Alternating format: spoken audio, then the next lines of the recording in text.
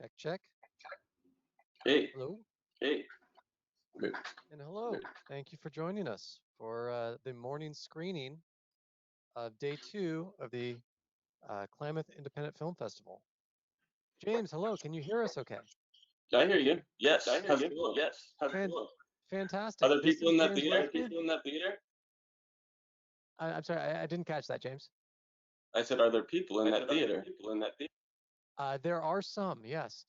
Technically, Excellent. this is a sellout crowd. We have a weird circumstance where we are the only film festival in the entire country right now that can do a sit-down traditional film festival screening. Every other film Congratulations. That's festival really impressive. has either canceled, gone to a temporary drive-in, or are exclusively doing virtual.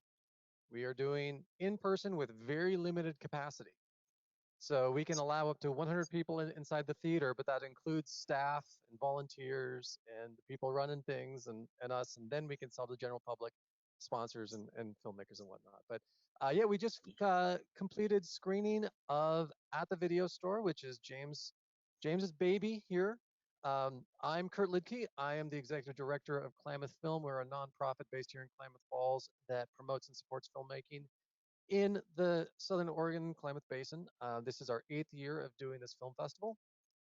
And James, I believe this is your first year that we had one of your films in, right? That's right. And I'm proud to be there. Well, thank you for submitting your film. We have people who are watching our festival online as well and are getting a chance to watch. We do have a chat room as well for anyone who is watching our Q&A at this time. They can type in a message into the chat room and we will relay that question as well. We have microphones in the audience where if someone has a question, they can walk up and ask that as well, and you'll be able to hear that, James. So the Excellent. first question that we should get into, though, is why? What made you compelled to make a film about independent video stores, which tends to be a dying franchise point? Yeah, it seems to be. Well, if you can call it a career, my first career was at the video store. Not to directly invoke the title of my movie, but yes, I worked at several. At last count, it was about 10 different video stores that I worked at in that space of, I don't know, really over the course of about 20 years, and then making films in between and just going back to the stores as an employee and as a customer. It's kind of one of my favorite places to be as far as a very particular location. You guys don't have one down there, do you, in Klamath Falls? We had several that have all closed. Now we have the dreaded red box. Right. I think there's one. I don't know how close it is, but there's one in Cottage Grove, a video store that I stumbled across. It's pretty awesome. If anybody's traveling through there, I'm trying to think of more, but that's the one that stands out. But yeah, I just I lived and breathed video stores. It was my job, and I learned how to become the film nerd that I am today for sure. And I just wanted to make a movie celebrating my friends that I worked with at different stores, particularly Videorama, the store that's in there. That's half part of it's a gym, had a gym built into it, which made it a really interesting, kind of collection of jocks and nerds. And for that reason alone, it was very memorable. But it also was very, very well curated. And I mostly just wanted to make a movie celebrating, the whole concept, the whole industry. There's been an interesting phenomenon throughout film history. It started in the early 80s when VCRs first came out, and we had these mom and pop stores show up. For me, growing up in Eugene, it was a place called Flicks and Picks that my dad used to take me to. And then Hmm. came Blockbuster and Hollywood Video, and you document it in your film. Now we're at a point where people are sort of at peak nostalgia for the days of the Blockbuster stores. And it's Hmm. fascinating. Those are all gone, but the mom and pops that they were intending to kill still survive. And I appreciate that you showcase that in your film. But do you take any sort of since your career started in that and your this film is a beautiful homage to those mom and pop places. Do you take kind of any sort of Schadenfreude in the fact that Blockbuster and Hollywood Video are gone and the mom and pops somehow managed to survive and still exist? Well, it is kind of a beautiful irony. A couple disclosures. I did work in the film. There's a little sequence of a kid working at a store that gets taken over by a Blockbuster. That's supposed to represent me because that actually happened to my store, First Stop Video, in Portland on Hawthorne and 35th. And it literally, like, the next day we showed up and we had to wear the polo shirts and get rid of all the NC-17 movies.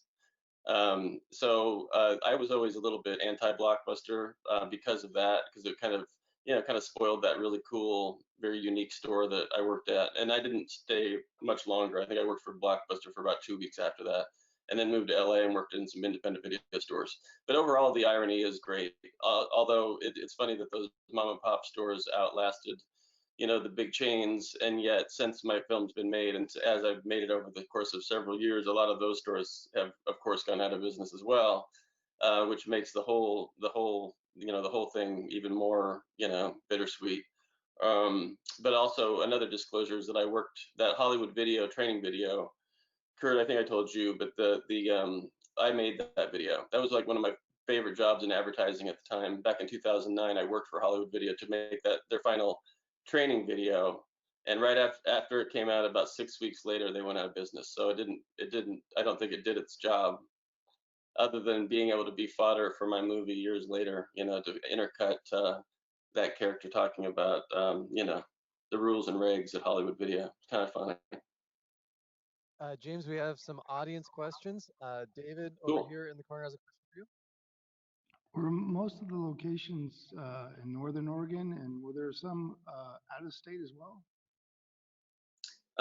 Most of the locations, I mean, overall, it has a Portland, you know, I don't want to say preference, but most of the stores that I worked at and profiled are in the Portland area or were, including Great American Video and Espresso, which is one of my favorite little bits in the whole movie. They're right down the street from me in Milwaukee, and they're going strong with their coffee. The video business not quite as much. But then the other stores, I mean, there are stores all over, from Barry and Annie's store in Baltimore to a couple in New York. California, as far as I got in California was about San Francisco, and ran out of money a couple times and kind of, picked through my options. And La Video in San Francisco is another one, and of course Scarecrow in Seattle. But yeah, they're kind of all over the place. And I was led from one location or one owner of a store to another. It was kind of an underground network that helped me find, what ultimately became, I thought, the most interesting people in the movie. Lori, did you? Oh, sorry. Did, The locations, did you put out feelers or word of mouth, or how Yeah, did it you was find? honestly, I started with the stores that I knew. Mark Mohan had a store. He's in the film Video Verite. That was on Mississippi, here in Portland, and Movie Madness. And I knew those guys, so I just interviewed them. And then it kind of just snowballed from there. I would get recommendations, or I would hear about some store closing, or yeah, or a personal recommendation that just sounded interesting. And I probably profiled, or as in I shot B-roll and interviewed people at probably 10 more stores that didn't make it into the film. Not that they weren't great, but a lot of us film nerd people, video store people, kind of say the same thing. So it's kind of a matter of, not repeating oneself, or not having a character, be exactly like another. It's just kind of mixing it up, and kind of getting the best sound bites out of the folks to tell the story. Lori, did you have a question? Yeah, I do. Hi, James. Hello. Thank you for. So I had a question. Do you think mom and pop video stores do better around the Portland area just because of the motto, sort of "keep it weird" in Portland? I think that Um, was that was probably that's the one of case my for a while. questions. The second part is there some films or filmmakers that you would like to do a shout out that you probably wouldn't have been, exposed to before, except by going to a video store and one of the mom and pops and actually finding those? And if you'd like to share a few of those, that'd be interesting. Yeah, well, to answer your first question, it's sad because, and that was true for a while, that video stores, mom and pop or not. It's hard to call Movie Madness a mom and pop store because it is independently owned, but it's so massive, and it's like a film archive. It's like having access to the movies that, people in New York City, in the 70s had, just with regard to repertory cinema, or the people who live in Paris can go see any movie at any time practically in a theater. The Movie Madness is like a movie, is like a, videotape and DVD version of that. But the truth is, only Movie Madness and Great American Video and Espresso, which I just mentioned, they're literally the only ones left. There's none. There's no more. Videorama was a pretty big holdout, and it was, again, very weird.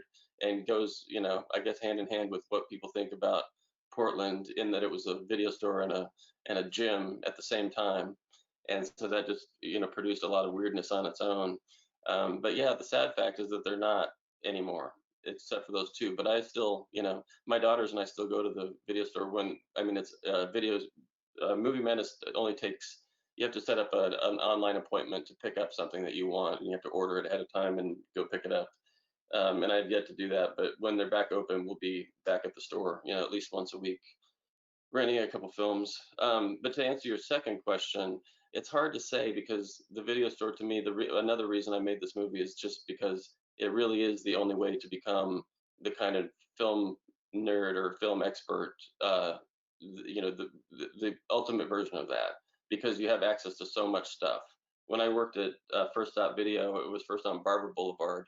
I discovered every film director, especially directors that had more than one, or more than 5 feature films. Like Billy Wilder has like 30 films or something, maybe more, maybe less. But Billy Wilder was one, and a lot of the golden age of cinema.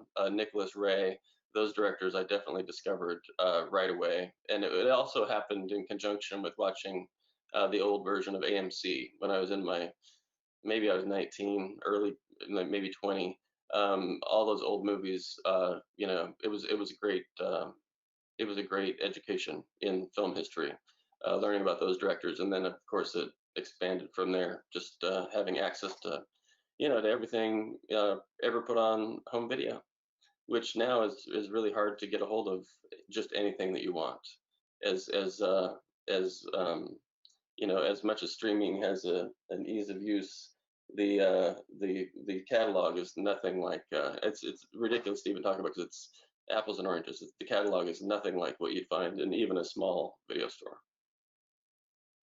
We have another audience question over here from this gentleman. Okay. Hello, my name is Earl, and I'm 50 something, and so I grew up before the VHS type came out, and then as it progressed into DVDs and now Blu-rays. Just a couple of comments, and then see what your thoughts are. Yeah. As far as like music goes, I mean, when I was a kid, it was 8 tracks, and then it went to cassette tapes, and then it was to CDs, and there was lots of records in the 70s and 80s too, records and record players, and we Yeah. thought those would go out CDs, but then now records are coming back. You can now buy new record players, and even at Walmart, they got a section for records. Hmm. And so that kind of made a comeback because it's kind of a nostalgia kind of a thing. I'm not sure if DVDs, VHS, they actually stopped making VHS players now. Nobody even produces those anymore.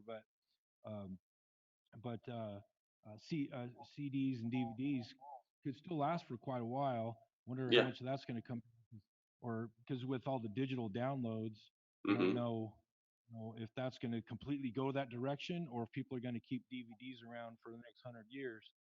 Um, but here's one of the observations as far as, you think Redbox was the death of the video stores. But I personally, I like to buy, like if there's a movie I like to own that movie, kind of like the guy with the James Bond. I got all those Hmm. James Bond movies on DVD. I like having the superhero videos, the Star Wars videos. I like to have them, even though I also have Disney Plus. I can pull them up there, but to actually have the Star Wars DVD is kind of a cool thing. But um, with the way things are going, oh, here's the point I was going to make. I remember back in the early 90s going to a video store, and I asked the video guy, and it was back then it was like $2 or $3 to rent it for like 2 or 3 days or something. And I Sure. asked the guy, how much did they pay? Because you couldn't just run out down to Walmart and buy the DVD. Well, a lot of them were, you just had to go to the video store. And I remember the guy was Yeah. like, this video just came out. That store had to pay $60 and Hmm. for that, and then we'd rent it. So at that time, you couldn't, it wasn't feasible. Now, if a movie comes out, a DVD, it's like you can get them for, you got the $5 box at Walmart or bin, and then you have other movies from 10 to, if they're brand new releases and they've got a DVD, a Blu-ray, a digital, you're paying $25. Yeah.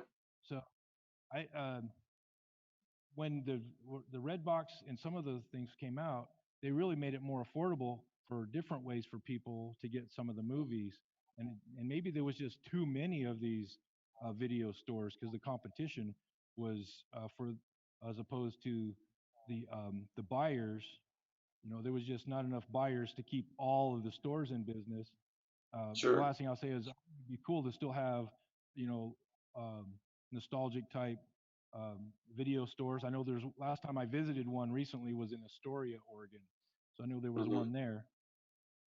And so I'll have to it's just check that out. interesting. I haven't been to Astoria in a while, but I do look for this for a video store in every little town I go to, and sometimes you get lucky. But what you were saying about DVDs, yeah, when DVDs came out, suddenly sell-through pricing kind of is one thing. I probably could have made a big point of that in my movie. Just the fact that when DVDs came out, they cost 19.99, and anybody could suddenly have a great collection. And I still love DVDs and buy them all the time, and Blu-rays.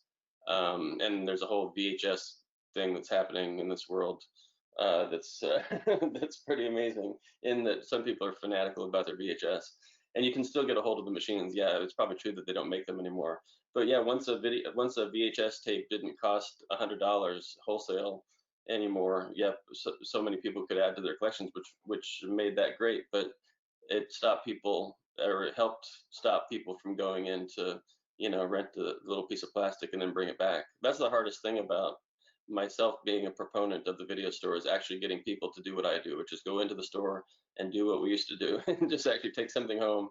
And Bill Hader in the movie says it best when he talks about it means something when you, it still does. When you rent something, you pay for it, you're going to watch the whole thing. At least I do, even if it's terrible. I finished the movie because it's an event. Um, it's different than just watching something, for 10 minutes on Netflix and getting bored of it, or just not. I don't know. It's a weird thing, but I'm with you on the physical thing. I love having there's certain movies that we just watched Step Brothers on DVD or on Blu-ray the other day, and that's just probably the only way I'll ever have that movie. One of the things that I like when I get a DVD is I look for the special features, because I'll watch the Sure. movie and I'll watch it through with the director's commentaries, and then I'll Yeah. watch the special features of how they made it, how they Mhm. came to do the casting. I'll watch all that stuff. When it says 10 hours of bonus features, I'll watch that. Yeah, it's good stuff. And I don't think it's, I mean, I think they tried to, maybe on the Criterion channel, or when Criterion was on Hulu or something, I think they tried to, or maybe they do. I might be completely ignorant of that. I use streaming mostly for watching television shows, which for me, that makes perfect sense. Although I do own TV shows on physical formats also, I love streaming for watching, What We Do in the Shadows or something great like that, that I would never probably go rent all the DVDs of. I'd rather just watch it on Hulu. But the extra features are something that have been completely lost. It's almost like the loss of the video store. It's its own thing. When Martin Scorsese and Thelma Schoonmaker did the commentary track on the Raging Bull Laserdisc, that changed my life. It was like a big deal. It was like film school in a box. And yeah, special features are going by the wayside, it seems, which is sad. It sounds like what we're touching on here, James and Earl. Thank you for your responses. Is the concept of collector culture, Hmm. the phenomenon of wanting to physically have something that you can put on a shelf, whether it's music or books or movies or video games. There's this whole culture behind wanting to collect them all and have them on Yep. display and present. And Hmm. that's something that we lose with Amazon and Hulu and Netflix and even Redbox. Uh, your film, I think, taps into that, and these stores tap into that in terms of the people who don't just want to click through on a remote. And yes, we all do that because of the ease, but who want to physically browse and see and feel and touch and Hmm. experience it in that respect. Um, do you think maybe that's one of the driving forces that keeps places like Movie Madness still going? I think what keeps I don't know, it's hard to say because Movie Madness wasn't doing well before they did the online campaign. And what's funny, I've said this before, but it's funny that people stop going to video stores, but everybody supports them and their crowdfunding campaigns. Scarecrow and Movie Madness both made it. I mean, they raised a small fortune to keep themselves in business and to sign up as a nonprofit, which allows them to function, as a video store. But without that, I don't think they would have made it. It's hard without the imprimatur of the Hollywood theater and that whole network, really saving it. It's now just its own thing. It's like it only exists in a few places, as in that huge mega independent store that has everything and just is like, overwhelming to go into. I don't know if I answered your question exactly. No, that's totally fine. James, one thing that I'm curious about is, of course, the filmmaking experience in this. You took a very long time to make this film, traveled all Mhm. over, and got all sorts of recognizable faces involved in it. How was this filming experience compared to some of the other projects that you've worked on? Well, I usually make narrative comedy films that I plan out and write a script and film and edit, like a regular movie. And this one was decidedly not that. It was a lot of just grabbing shots and meeting people, filming for a little while and going away. And I edited basically this movie, and you can tell because of the style of it. This and my last film are actually kind of similar in that they kind of started out as a bunch of, I mean, they were planned out and I knew what they were going to be about, but I like to make trailers, and I cut a bunch of trailers for the movie, kind of subject by subject, kind of like a rough scenes, but more like trailers in that they would encompass everything to do with that subject. Say it's physical media, or it's just a collection of stores, or it's a bunch of people talking. There's that nerd out sequence where those guys are talking about, kind of snobby clerks and just like recommending things real fast. And so all that emanated from literally cutting trailers of this footage that I'd shoot. And then I'd kind of weed people out and meet a couple more people, take a break. And I took like a year off at one point, and just, it was too overwhelming and it's hard to work. I make a living directing and editing commercials and just, commercial videos and stuff. So it's kind of hard to do both at one time, and I never really had any money for this. I just kind of scrapped it together. So it was fun. I don't look forward to making another movie like this exactly. Maybe some components of it. I like that it's kind of a collagey sort of film, and it doesn't really look or feel like anything I've seen before in terms of, just it doesn't look like a real movie. It was made to look like it was shot at a video store, which of course most of it was. And also my daughters, uh, you see them in the film. They actually are growing up. I like to think of this as sort of, aside from being about what it is, it's kind of an archive of my daughters growing up from over the course of these 7 years. And they definitely helped me make it. And I think, Kurt, I told you that my daughters and I made a lot of, we still do, but during the course of the making of this, we made a lot of films ourselves, just stupid little comedy shorts and things like that. And it was very much in the style of this movie. So the two kind of influenced each other. So this was, in short, it was kind of influenced by, making films with kids and that kind of youthful energy.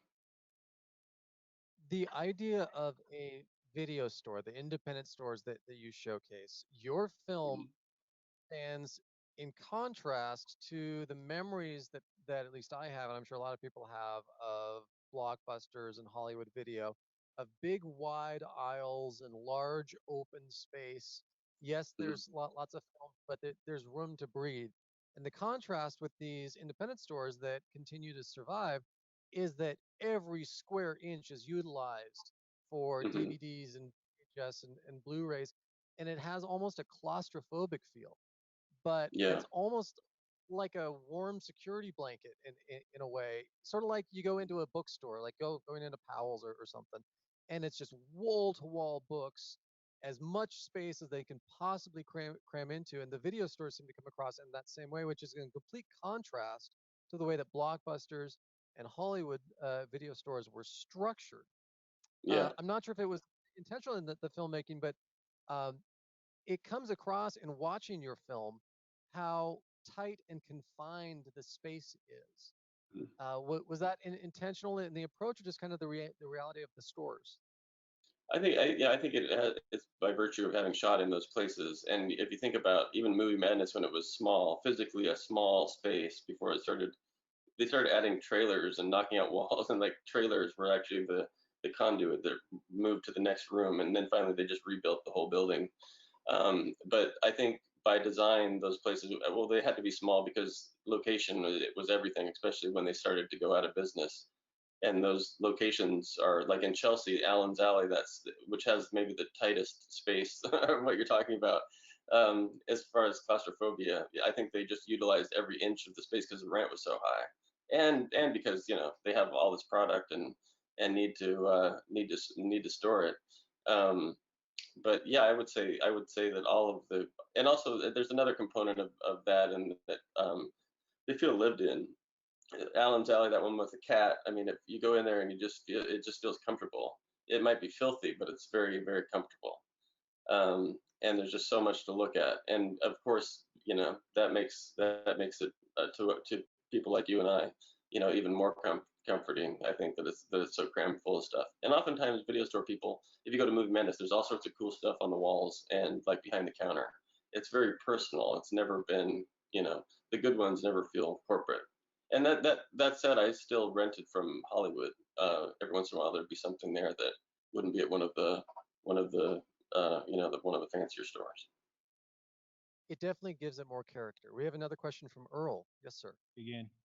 So I Either. just was sitting there listening and I thinking about the videos and the movies and all that, and it really comes back to our enjoyment of listening to stories and storytelling, which goes Hmm. back to ancient times. And life Sure. itself is mundane. We got to go to work. We got to deal with difficult things, and then when we're in our free time, we want to hear a uplifting story.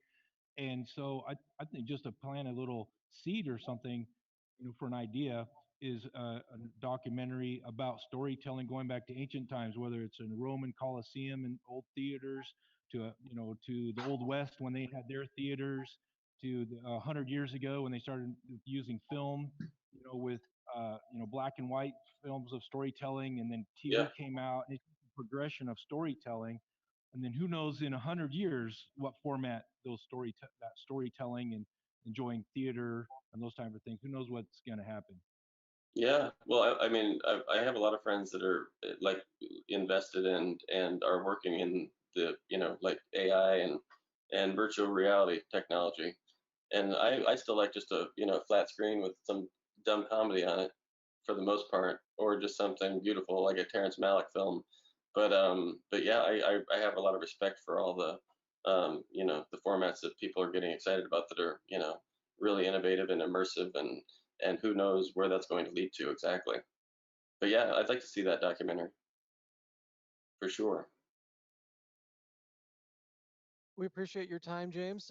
Maybe just one or two more questions, and then we'll wrap this up. And we have our next screening is at 1:30 of the film One Dead Dog.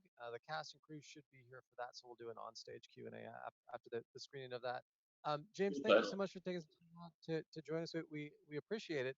Any final thoughts about your film at the video store that you would like to share? Well, I mean, I think we covered everything. I've been living with it for so long that I kind of, it's just kind of part of me now. Um, I'm glad that I was able to get it out there before the sky fell, and then a little bit after the sky fell. It's nice to continue, the distribution of it.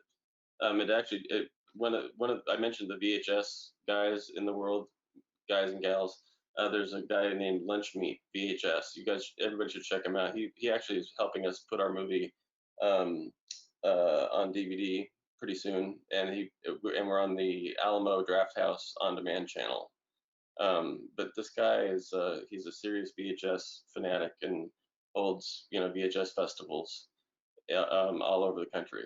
And I don't know, there's something about I mean, there's obviously an underground sort of movement happening there that coincides with the idea of video stores. I just want to, like I said, try to get people to continue to be excited about the idea of checking it out and bringing back the movie and then going again. That's the hardest part. It's easy. I definitely buy more than I rent, but I think it's an important resource, and especially if you live in a town like I do, there's kind of no excuse for it if you want to be, like I said, a proper film nerd. There's one thing that we forgot to talk about, but before we close this out, and that is those crazy art paintings from Ghana that you Oh yeah. showcase in the film. Um, there's a huge market of people who collect movie posters to begin with, but Yep. uh, to see hand painted interpretations of posters for people who have probably never actually seen the film and they're just making something off of like the title Hmm. is Yeah. really fascinating to me. The white man can't jump one cracked me up of a picture of Wesley Snipes lifting Woody Harrelson up to a hoop, and the RoboCop one. Um, are those? Can people find those on the internet to look at more of them? Is there a place where someone has been compiling those? Because some of those look Yeah, absolutely insane. yeah. One of the last places film played theatrically was in Chicago at the Gene Siskel Theater, and that was sponsored by Odd Obsession, which is in the movie. But sadly, they went out of business like literally 2 days after we premiered in Chicago back in January. But Brian Chankin, that guy with the glasses who I interview and has the cat Precious, which Precious is not around anymore, sadly. That was a while ago.